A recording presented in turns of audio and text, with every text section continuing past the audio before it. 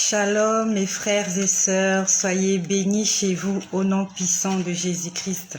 Je rends grâce au Seigneur pour ce 9 février 2021 parce que nous sommes encore comptés parmi les vivants.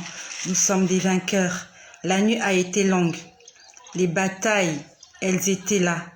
Mais la victoire était de notre côté. Il y a des personnes qui sont tombées. Des hommes, des femmes, des enfants, des jeunes, des vieux qui sont tombés. Si toi et moi, nous sommes encore debout, ce n'est pas à cause de notre beauté, ce n'est pas à cause de nos richesses, mais c'est par la grâce du Seigneur que nous sommes encore debout. Et je rends grâce à Jésus-Christ, parce qu'il fait de moi la femme la plus heureuse de la terre. Non seulement je suis en vie, mes enfants sont en vie, en bonne santé, mes proches sont aussi en vie et en bonne santé. Par la grâce du Seigneur, j'aimerais vous partager une expérience que j'ai vécue le 25 décembre 2019. Pourquoi j'ai retenu la date? C'est parce que je l'avais notée. Nous étions le 25 décembre 2019, donc ça va faire 2 ans que j'ai vécu cette expérience. Alors, ça avait commencé dans la nuit. Dans la nuit, j'étais en train de rêver. Donc, on va dire dans la nuit du 24 au 25. Donc, on va dire dans la nuit du 24. On n'était pas encore le 25 décembre. Dans la nuit du 24, nous étions en 2019. Dans la nuit du 24, en fait, je rêve comment m'apporter un cadeau. Vous savez qu'à Noël, les parents offrent des cadeaux à leurs enfants. Et il y a aussi dans certaines familles où les parents, en fait, on va dire, les gens s'offrent les cadeaux, les uns les autres s'offrent des cadeaux. Et cette nuit-là, dans mon songe, on me disait qu'on allait me faire un cadeau. Parce que c'était le 25 décembre qu'on allait me faire un cadeau, mais je ne sais pas exactement qui allait me faire ce cadeau. Et je me suis réveillée ce jour-là, le 25 décembre, je me suis réveillée. Lorsque je me suis réveillée, j'ai vu l'horloge, il était 6 heures, je vais vous dire, il était 6h40. Vraiment, je me suis réveillée avec ce songe qui disait que tu vas recevoir un cadeau.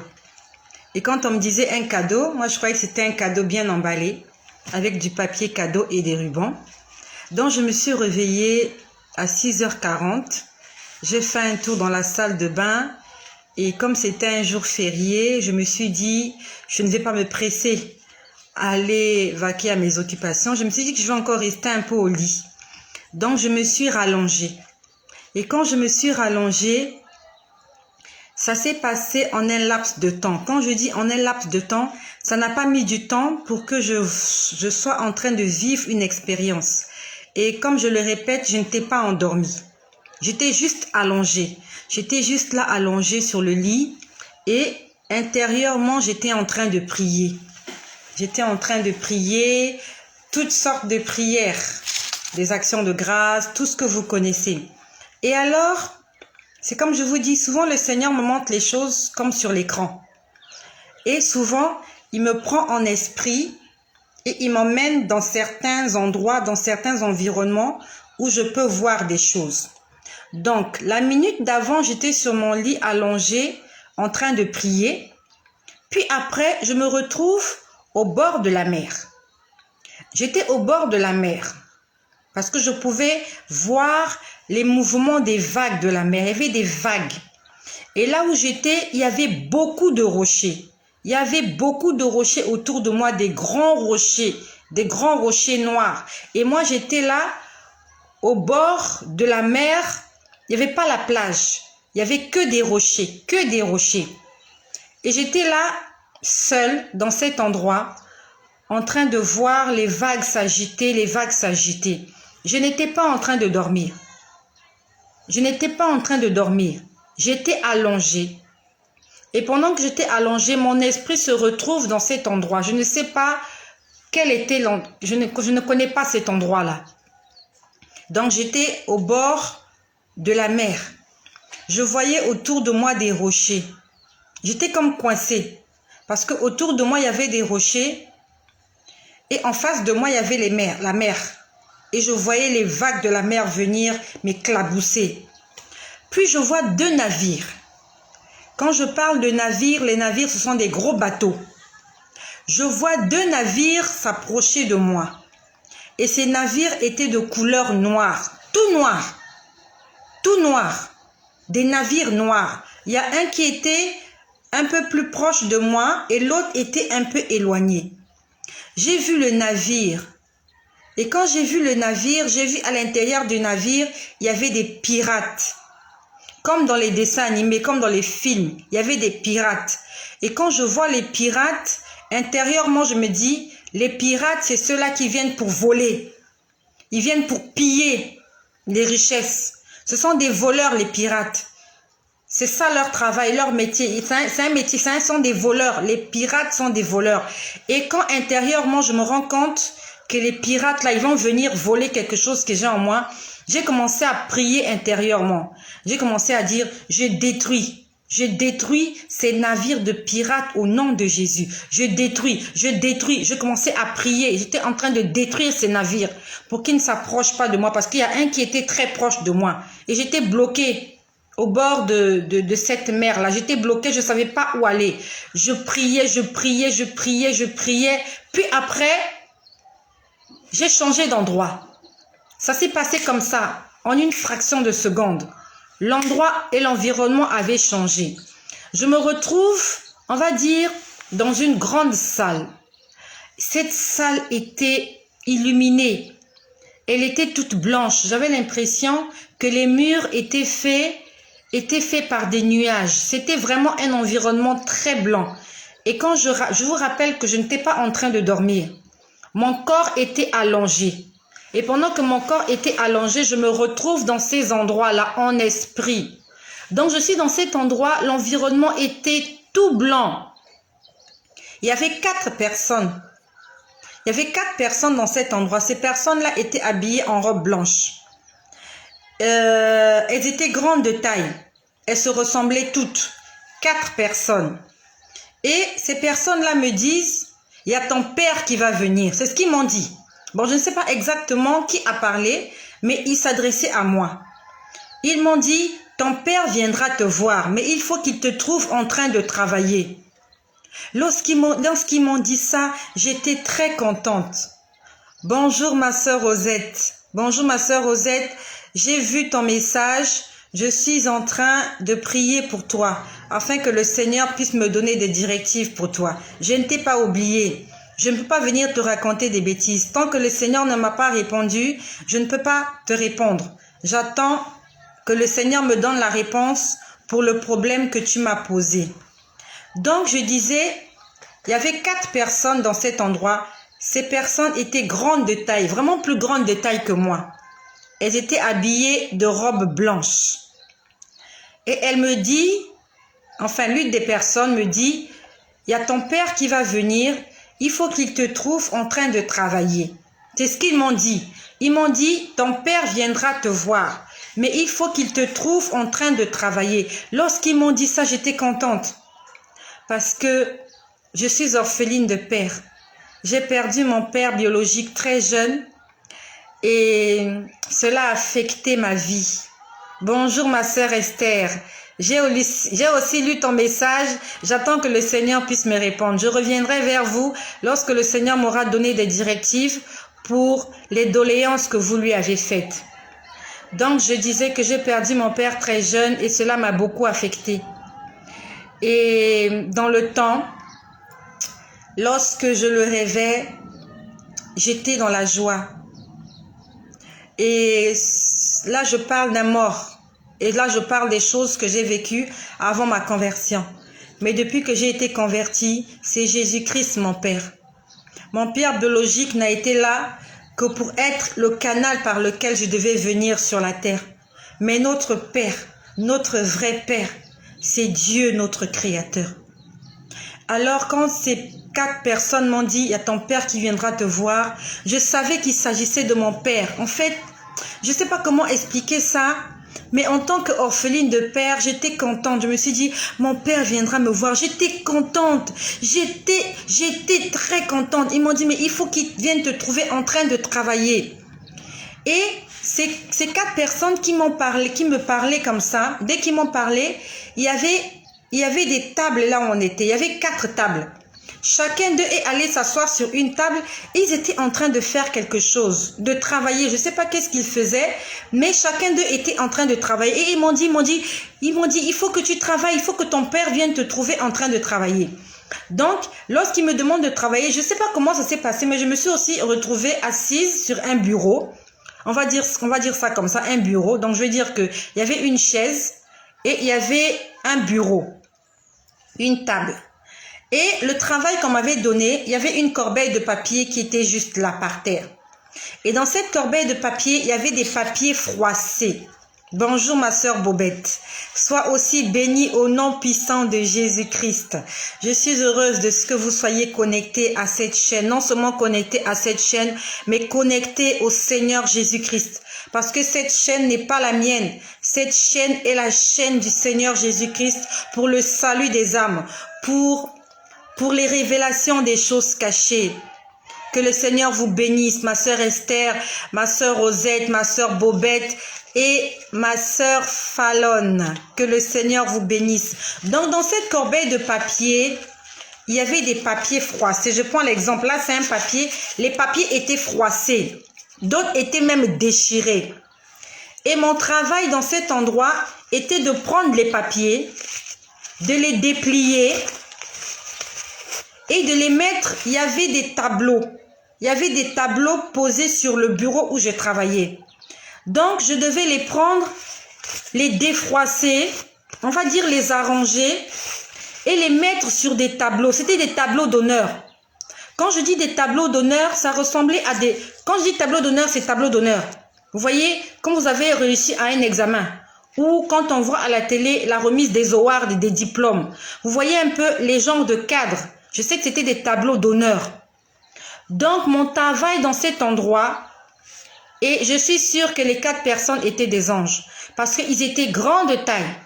Ils avaient des robes blanches, ils avaient des cheveux aussi blancs comme la neige. Ils avaient des visages blancs. Quand je dis blanc, blanc comme du papier, blanc comme de la lumière. Et ils étaient là en train de travailler en silence. Et ils m'ont dit, il faut que ton père te trouve en train de travailler. Et mon travail à moi, c'était de prendre les papiers froissés dans la corbeille. En fait, des papiers qu'on avait jetés, qu'on avait abandonnés, qui ne servaient plus à rien. Donc, mon travail était de prendre les papiers froissés, de les défroisser, de les déplier et de les mettre dans les tableaux d'honneur. Et bizarrement, dès que je les posais sur les tableaux d'honneur, ils prenaient une autre forme. Tous les papiers étaient blancs. Mais quand je les posais sur la table d'honneur, ils changeaient de couleur, ils devenaient comme des fleurs, mais des fleurs de couleur. Je prends l'exemple. Si j'ai pris ce papier-là, dès que je le pose sur le tableau d'honneur, il prend la forme d'une fleur. Il devient comme une fleur. Et au lieu d'être blanc, il peut devenir rouge. Donc, il y a des papiers comme ça qui devenaient rouges. En fait, qui devenaient des fleurs. Des fleurs, on va dire des fleurs, on va dire des roses. Donc, des roses rouges, des roses bleues, des roses jaunes. Mais vraiment, on va dire que la transformation était automatique. La transformation était spontanée. Dès qu'ils étaient en contact avec le tableau, dès que je les posais sur le tableau, ils prenaient la forme d'une fleur, ils devenaient une fleur d'une couleur.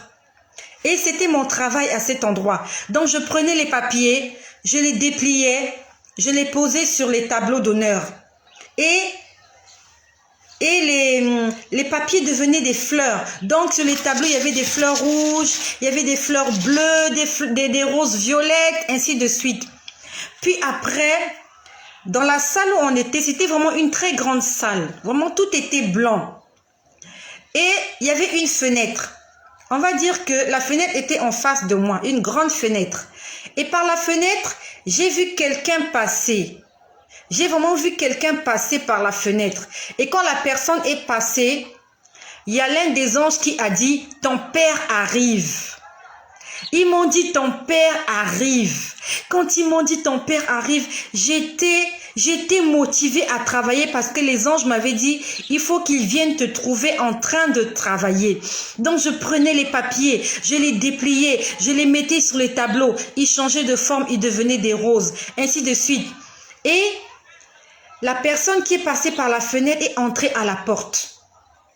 La personne est entrée par la porte là où on était. Donc, il y avait 4 personnes. C'était des êtres de lumière. Et je sais que c'était des anges parce qu'ils se ressemblaient tous. On ne peut pas trouver sur terre 4 personnes qui se ressemblent ainsi.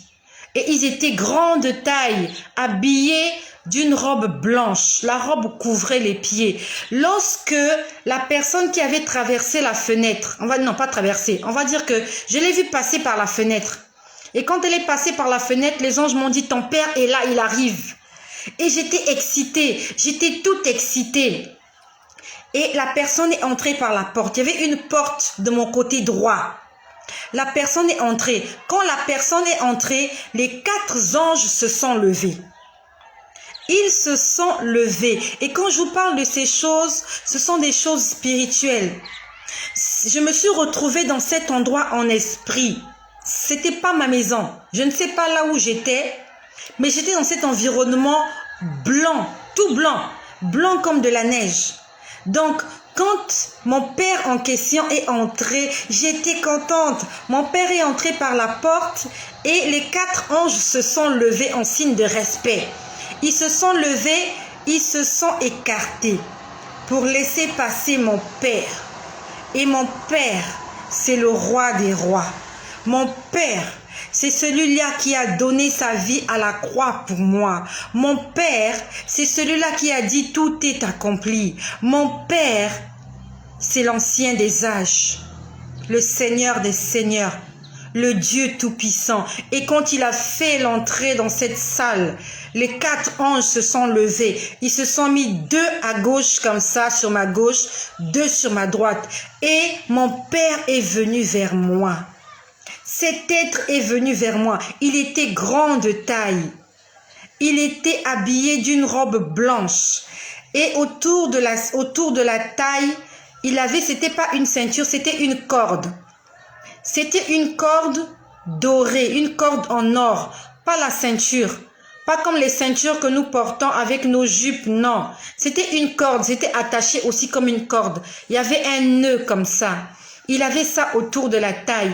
Et cette personne est venue vers moi. Quand cette personne est venue vers moi, j'étais dans la joie. Je ne sais pas comment vous expliquer cette joie, mais j'étais débordée de toute ma vie. De toute ma vie, les moments où je suis vraiment débordée de joie, c'est quand je suis dans la présence du Seigneur. Je ne sais pas comment vous expliquer cette joie. Je ne sais pas comment vous l'expliquer. C'est une joie débordante. On ne peut pas l'expliquer. On peut la ressentir, on peut la vivre.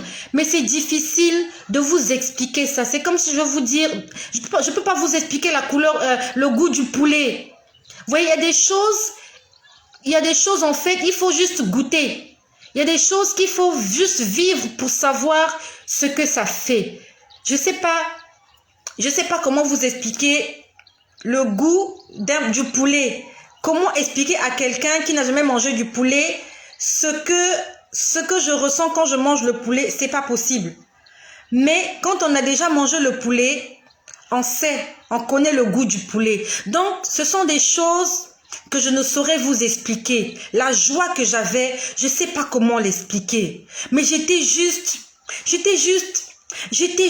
contente à exploser. C'est une joie, on va dire une joie débordante.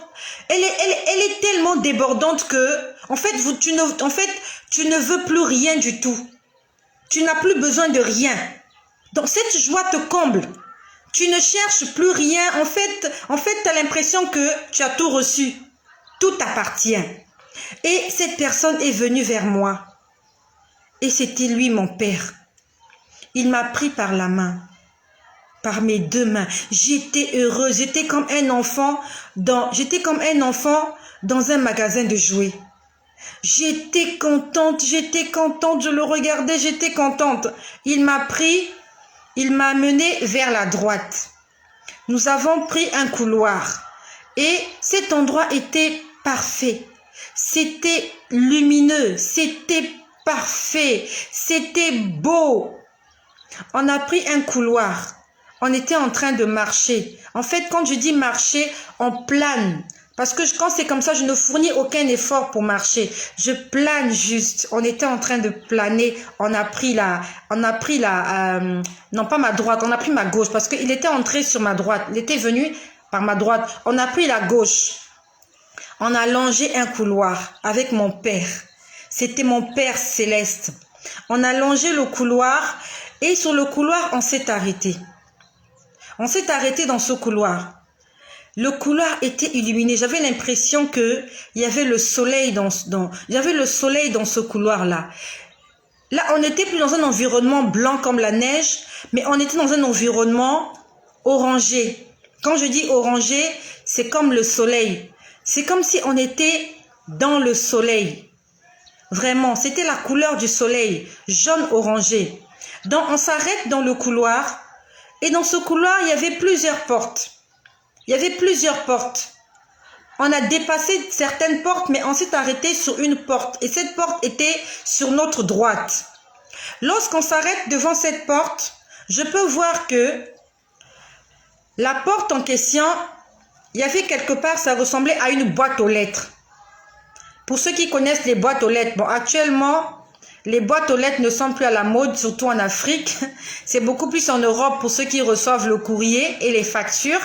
Donc, vous voyez, il y avait l'ouverture comme sur les boîtes aux lettres. Donc, vous voyez la petite ouverture avec le petit toit. Donc, vous savez qu'on peut mettre des choses à l'intérieur.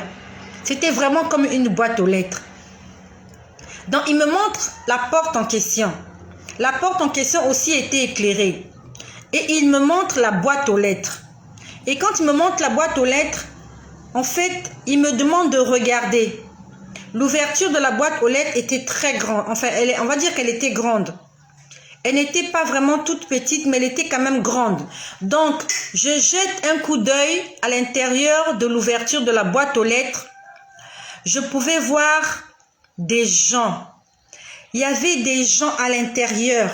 Ils étaient dans le noir, dans l'obscurité. Ils étaient en train de pleurer. Ils étaient en train de crier. Ils étaient en train de gémir. Ils étaient en train de demander à l'aide. Mais vraiment, c'était une multitude de personnes en détresse. Des gens en souffrance, plongés dans le noir. Mais je pouvais voir, malgré qu'il y avait le noir, je savais que c'était des personnes qui voulaient sortir de cet endroit. Ils criaient. Je ne sais pas comment imiter le cri de ces gens-là. Je ne sais pas comment imiter. Mais ce sont des cris qui déchirent votre cœur. Quand vous entendez ce cri-là, c'est un cri de détresse de plusieurs personnes. Vous sentez que les gens étaient en train de souffrir et qu'ils voulaient juste sortir de cet endroit. Et mon père qui était là, il m'a dit, j'aimerais que tu puisses prendre ces gens qui sont en détresse et que tu les sortes de là. C'est ce qu'il m'a dit. Il m'a dit, ces gens qui sont là, je veux que tu les sortes de là. Il m'a dit, il faut juste tendre ta main et que tu les prennes. Il m'a dit, tends ta main. J'ai pris ma main et c'est comme s'il y avait un aimant. Ma main n'est pas entrée dans la boîte aux lettres, mais juste le fait de faire le geste, je pouvais voir qu'il y a une personne qui montait. Il y a une personne qui montait. Et quand je vous dis ces personnes, c'est des gens qui étaient plongés dans le noir, dans l'obscurité. Donc, quand je mets mon doigt vers la boîte aux lettres, je vois une personne quitter le fond là-bas, monter vers moi. Et je pouvais avoir la personne comme ça. Je la tenais comme ça, comme un bonhomme. Et il m'a dit, et là c'est maintenant lui-même mon père qui me parlait. Et mon père, c'est le Seigneur. Notre Père, c'est le Seigneur Jésus-Christ. Et il me disait, prends ces gens-là, sur le mur, dans ce couloir, sur le mur, il y avait des tableaux. Il y avait des tableaux. Il m'a dit, tu dois prendre ces gens et les mettre sur le tableau. Et quand je prenais ces gens, ils étaient comme des bonhommes noirs, plongés dans l'obscurité, ils étaient noirs. Et dès que je les mettais en contact, je prends l'exemple, dès que je le colle comme ça au tableau, la personne change de forme et de couleur. Donc, j'ai pris une personne. Dès que je l'ai mise en contact avec le tableau, elle est devenue quelque chose de rond, rouge. J'ai pris une autre personne. Dès que je l'ai collée au tableau, cette personne est devenue comme un carré bleu. Il y avait toutes les formes. Il y avait des cercles, il y avait des carrés, il y avait des triangles, il y avait des trapèzes de toutes les couleurs. Et mon père, c'est plus qu'on m'a dit que c'était mon père, et je sais que c'était mon père. Il m'a dit, c'est ça la mission que je te donne. Au départ, les anges, quand j'étais dans l'autre salle, ils m'avaient donné la mission de prendre des papiers qui étaient froissés. Il m'a dit, ton travail ici, c'est de prendre les papiers froissés dans la corbeille et de les mettre sur le tableau. Et dans l'autre salle, quand je les mettais sur le tableau, ils devenaient des roses, des fleurs. Ils devenaient des roses de couleur. Mais dans le couloir où mon père m'a amené, quand je les sortais de la boîte aux lettres, je les mettais au tableau. Là, les tableaux n'étaient plus sur le bureau. Le tableau était posé sur le mur. Et comme je vous ai dit, c'était des tableaux d'honneur. Comme des tableaux d'honneur. Quand tu as eu un diplôme, le tableau qu'on te donne, c'était des tableaux d'honneur, mais il n'y avait rien dessus. Et il m'a dit, prends les âmes qui sont en détresse, mets-les sur les tableaux. Et c'était vraiment du tic au tac. Dès que je mets ma main, il y avait une âme qui venait. Je la mettais, le tableau était... la porte était en face de moi. Mon père était sur ma droite. C'est lui qui me donnait les instructions. Et le tableau était sur ma gauche, posé contre le mur, accroché au mur. Donc je prenais de ma main droite, je prenais les âmes sans effort. Les âmes venaient toutes seules. Je prenais les âmes, je les collais au tableau. Ils changeaient de forme et de couleur. Et c'était des couleurs vives. C'était des belles couleurs. C'était des belles formes, géométriques. Il m'a dit, c'est la mission que je te donne. Et je sais que vous qui m'écoutez, vous avez compris cette mission. Comme il est écrit dans Ésaïe, au chapitre 61, au verset 1, « L'Esprit de l'Éternel est sur moi. Il m'a oint pour apporter la bonne nouvelle aux malheureux.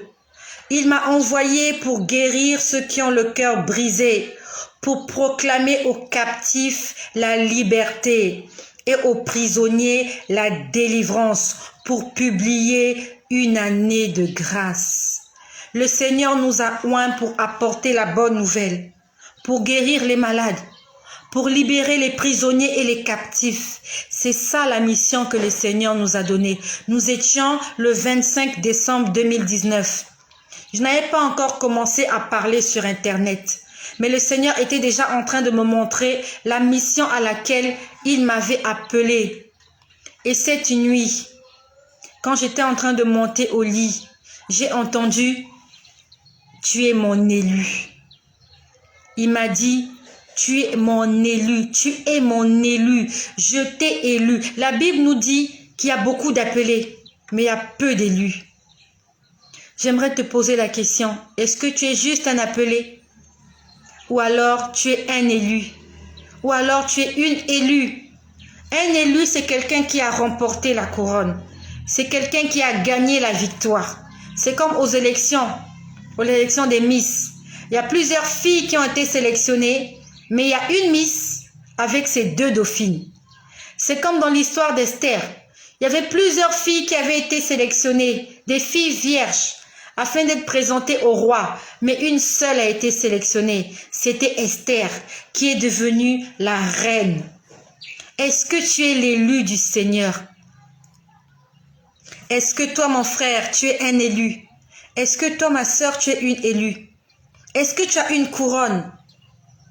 Est-ce qu'à la fin des temps, lorsque tu rencontreras Dieu, il te donnera une couronne pour tout le travail que tu as fait pour lui, pour toutes les âmes que tu as gagnées, juste par une petite phrase peut-être que tu as postée sur les réseaux sociaux. Une vie a été transformée, juste par un post que tu as fait, par un partage que tu as fait. Il y a une vie qui a été sauvée, il y a une personne qui a été restaurée, il y a une personne qui a été guérie, juste parce que toi tu as intervenu au bon moment.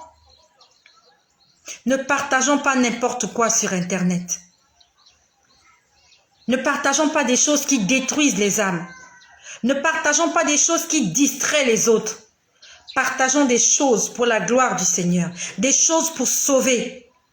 Même si tout le monde ne sera pas sauvé, mais une personne au moins, lorsqu'on lira ton post, lorsqu'elle verra ta publication, elle va se remettre en question.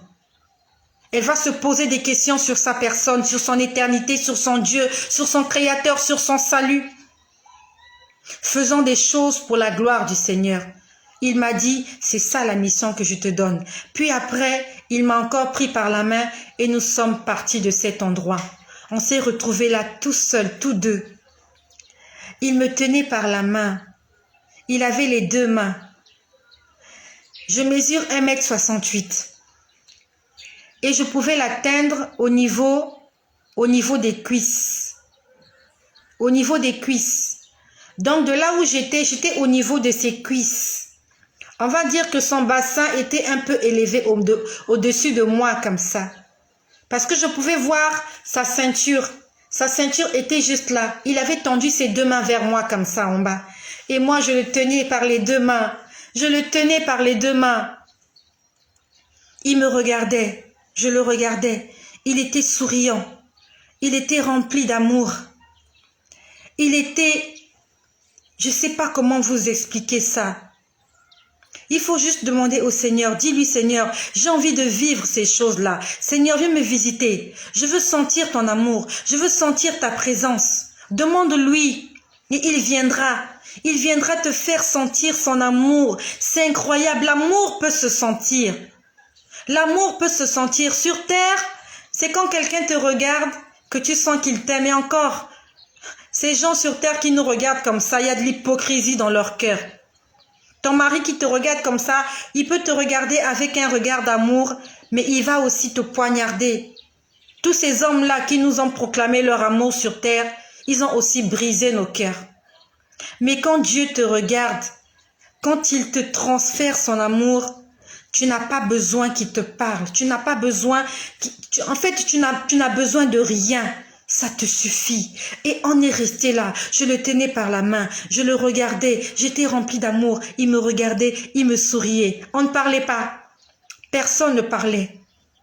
C'était juste de l'amour. C'était un transfert d'amour entre un père et sa fille. Entre un père et son enfant. Il y avait ce transfert d'amour. Il me regardait juste me dire je t'aime. En fait, il me disait juste je t'aime. Et au fond de moi, je me disais juste ça me suffit. Ça me suffit. J'ai pas besoin d'autre chose que ça. Ça me suffit. Ton amour me suffit. Il m'a pas parlé. Il m'a rien dit. Il me regardait juste. Il me tenait par les deux mains. Il avait tendu ses deux mains comme ça vers moi. J'avais saisi ses deux mains. Je le regardais. Il me regardait. Je le regardais. Il me regardait. Après, à un moment donné, je sentais qu'il commençait à s'envoler. Je sentais qu'il commençait à partir. Je lui ai dit, je lui ai dit, ne pars pas, reste avec moi. J'ai dit, ne pars pas. Il m'a dit, il faut que je parte. Il m'a dit, il faut que je parte. Et quand il me dit, il faut que je parte, sa bouche ne parle pas. En fait, quand je dis sa bouche ne parle pas, ses lèvres ne bougent pas. Mais je peux lire dans son cœur. Je pouvais lire dans son cœur. Il le disait au fond de son... En fait, il le disait au fond de son cœur. Et je pouvais lire En fait, je pouvais écouter son cœur. Il me disait, il faut que je parte, mais la bouche fermée. Il faut que je parte. Il faut que je parte. Je lui disais, je t'en prie, ne pars pas. Il me disait, il faut que je parte. Je lui ai dit, mais tu reviendras me voir quand? Parce que j'étais remplie d'amour. Je voulais rester dans cette atmosphère-là. Je voulais rester comme ça tout le temps, sans plus. Je lui ai dit, mais tu reviens me voir quand? Quand est-ce que tu reviendras me voir? Il m'a dit, mais je suis là. Il m'a dit, mais je suis là. Quand il me dit, je suis là, je peux voir mon cœur en train de battre. Quand il me disait, je suis là, je vois mon cœur battre. Et je le sentais partir. En fait, il était en train de me glisser entre les doigts. Pourtant, je le saisissais fort. Mais Dieu est esprit. Il était en train de partir. Il me disait, je suis là. Je suis là. Il m'a montré avec la main droite, il m'a montré mon cœur. Il m'a dit, je ne suis pas loin, parce que je lui demandais, tu reviens quand me voir? Quand est-ce que tu reviens me voir? Il m'a dit, je ne suis pas loin, je suis juste là. Il m'a dit, je suis là. Il me disait, je suis dans ton cœur. Tu n'as pas besoin de crier fort. Je suis dans ton cœur. Et il n'est pas seulement dans mon cœur, il est aussi dans ton cœur. Dieu n'est pas loin de toi. Et quand il me disait ça, je voyais mon cœur battre, faire doum, doum, doum. Il m'a dit, je suis là. Dieu est en chacun de nous. Dieu est dans le cœur de chacun d'entre nous. Chaque fois que ton cœur bat, ça représente la présence de Dieu dans ta vie. Tous les battements de ton cœur. Ça fait longtemps que j'ai été à l'école, mais je sais que le cœur de l'homme bat, je ne sais pas combien de fois, mais je sais que ça bat plusieurs fois. Doum, doum. À chaque battement de ton cœur, c'est la présence de Dieu. C'est la présence de Dieu dans ton cœur.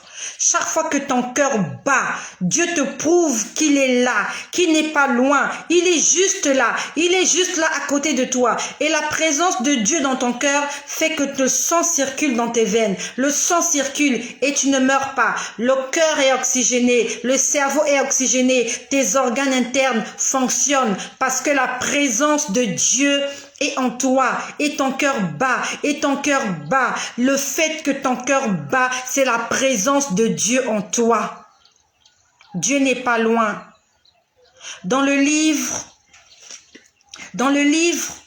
de Luc, il est écrit, Dieu ne vit pas dans les maisons faites par des mains d'hommes. Dieu ne vit pas dans les maisons faites par des mains d'hommes. Mais Dieu vit dans le cœur de l'homme. Dieu vit en chacun d'entre nous. Tant que ton cœur bat, Dieu est avec toi. Il est près de toi. Il écoute tes prières. Tout ce que tu murmures au fond de toi, il écoute. Tu n'as pas besoin de crier pour que Dieu t'écoute. Chaque fois que tu parles au-dedans de toi, Dieu t'écoute parce qu'il est ton cœur. C'est lui qui fait battre ton cœur. Et le jour qui se retirera de toi, ton cœur cessera de battre. Quand ton cœur cesse de battre, ça veut dire que la présence de Dieu, l'esprit que Dieu a soufflé sur toi quand tu es venu sur terre, s'est retiré. Et Dieu ne peut plus écouter tes prières. Dieu ne peut plus exaucer tes prières parce qu'il n'est plus là. Il n'écoute plus ce qui sort de ton cœur parce que ton cœur ne bat plus. Pendant que ton cœur bat, cherche ton Dieu, cherche ton Créateur. Offre-lui des louanges, des adorations. Dis-lui ce que tu penses. Fais-lui des demandes, des doléances. Parce qu'il est encore là et tu es encore vivant. Quand il va se retirer, ton cœur cessera de battre. Et j'aimerais te poser la question de savoir, quand ton cœur cessera de battre, à quelle batterie vas-tu l'alimenter afin qu'il continue de battre? Quand nous voyons notre téléphone portable, s'il nous reste 5% de charge, on court, on cherche une prise électrique, on cherche le chargeur afin de connecter le chargeur à la prise électrique et au téléphone pour qu'il y ait du jus dans le téléphone et qu'on continue à l'utiliser. Quand ton cœur cessera de battre, à quelle source d'énergie vas-tu la connecter pour qu'elle continue de battre? À quelle source vas-tu connecter ton cœur? Quand il va commencer à se ralentir, il va se fatiguer de battre. Dans le livre de Ecclésiaste, Ecclésiaste 8, verset 8 nous dit « L'homme n'est pas maître de son souffle. L'homme n'est pas maître de son souffle pour pouvoir le retenir. » Tu es peut-être maître de ta maison. Tu es maître de ton entreprise. Tu es maître de tes richesses, de tes biens. Mais la Bible nous dit dans Ecclésiaste chapitre 8, verset 8, « L'homme n'est pas maître de son souffle pour pouvoir le retenir. Quand Dieu viendra te retirer le souffle, comment pourras-tu le retenir? Est-ce que tu vas tirer pour dire « Non, mon souffle ne part pas. Mon cœur ne cesse pas de battre. Continue de battre. Est-ce que tu vas chercher un poignard? Tu vas ouvrir ta poitrine et tu vas commencer à pomper ton cœur pour qu'il continue à alimenter tes organes internes. L'homme n'est pas maître de son souffle pour pouvoir le retenir. Il n'a aucun pouvoir sur le jour de la mort. Il n'a aucune puissance sur le jour de la mort. Tu es maître de tout. Tu es peut-être maître de ton quartier. Tu es peut-être le chef de famille. Mais tu n'es pas maître de ton souffle pour pouvoir le retenir. Et tu n'as aucun pouvoir sur le jour de la mort. Tu n'as aucune puissance sur le jour de la mort. Quand l'ange de la mort se présentera à ta porte, comment feras-tu pour le combattre? Avec quelle parole vas-tu l'amadouer pour qu'il te laisse encore une seconde, une minute, une journée, afin de réparer ce que tu as gâché? Nous ne sommes pas maîtres de notre vie. Il y a quelqu'un quelque part qui appuie sur l'interrupteur afin qu'il s'allume et qui appuie sur l'interrupteur afin que la lumière s'éteigne. Et cette personne, ce n'est pas toi. Cette personne, ce n'est pas ton mari, ce n'est pas ta femme. Ce n'est pas ton père, ce n'est pas ta mère, ce ne sont pas tes enfants. Cette personne, c'est le Dieu créateur de toutes choses. Et c'est à lui qu'il faut faire confiance. C'est lui qu'il faut adorer en esprit et en vérité. Il y a des gens qui meurent dans leur lieu de service. Il y a des gens qui meurent dans leur voiture en train de conduire. Il y a des gens qui meurent dans leur lit. Il y a des gens qui meurent sur scène en train de faire des concerts. Je ne sais pas comment tu vas mourir.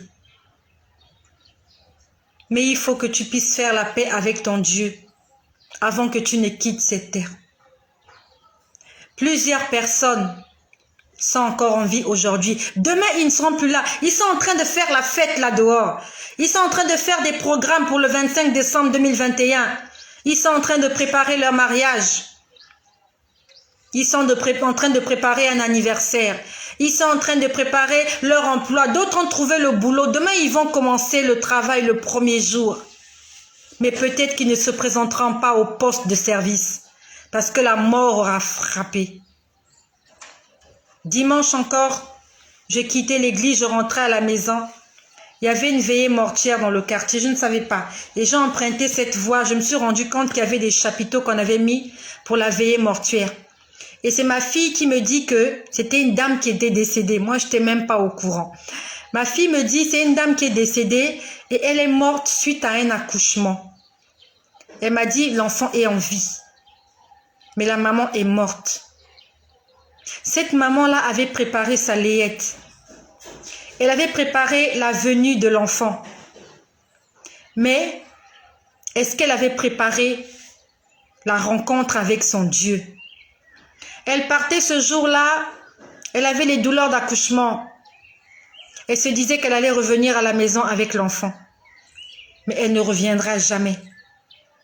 Elle va être enterrée peut-être cette semaine ou la semaine prochaine. Le bébé est resté. Combien sommes-nous? Nous préparons tout. Mais nous ne préparons pas la rencontre avec le Seigneur. Personne ne prépare comment il va se présenter devant son Dieu. Tu prépares ton mariage, tu prépares la réception que tu vas faire chez toi, tu vas inviter les gens, tu prépares ton anniversaire, tu prépares ta journée de demain, comment tu seras habillé, tu prépares ton voyage, tu prépares tes week-ends pour ceux qui vont en week-end. Mais est-ce que tu prépares le jour que tu rencontreras ton Créateur? Est-ce que tu es en train de préparer ce jour? Beaucoup de gens préparent leur mariage, mais leur mariage ne se fera peut-être pas. Cette maman-là a préparé la layette, mais elle n'habillera jamais son enfant. Elle n'a même pas allaité son enfant. À peine elle a mis au monde qu'elle a rendu l'âme. D'autres personnes vont élever ses enfants. D'autres personnes vont élever cet enfant. Et si elle avait un mari, son mari va se remarier. Il va avoir d'autres enfants. Mais toi, qu'en sera-t-il de toi? Le salut est individuel. Chacun de nous se présentera au Seigneur à son tour, les uns après les autres. Aujourd'hui, certains nous ont précédés. Demain, d'autres vont nous précéder. Et un jour, notre tour arrivera. Est-ce que tu as préparé cette rencontre avec ton Dieu? Et comment la prépares-tu, cette rencontre? Comment la prépares-tu? L'homme n'est pas maître de son souffle. Faisons la paix avec notre Dieu. Faisons la paix avec notre prochain. Et préparons notre rencontre avec le Dieu Tout-Puissant. Je salue toutes les personnes qui ont suivi ce partage. Je vais vous lire, je vois ma sœur Marina qui est là. Ma sœur Marina, sois bénie. Sois bénie, ma sœur. Que le Seigneur Jésus-Christ vienne dans ton cœur, vienne dans ta vie. Moi qui parlais autrement, tu connaissais mon langage avant, mais aujourd'hui le Seigneur m'a transformée. Il a fait de moi une fille pour sa gloire. Sois bénie, ma sœur Marina. Sois bénie, ma sœur Rosette. Sois bénie, Aniva. Sois bénie, Esther. Sois bénie, Fallon. Sois bénie, Bobette. Je vois encore Esther, je vois encore Rosette. Soyez bénis chez vous et préparons la rencontre avec notre Dieu. Je n'ai pas dit de ne pas préparer autre chose, mais préparons l'essentiel. Préparons l'essentiel, préparons notre éternité dans l'obéissance, dans la crainte, dans la sagesse, dans la paix, dans l'amour, dans le pardon, dans l'entente. Soyez bénis chez vous et que le nom de Jésus-Christ soit glorifié.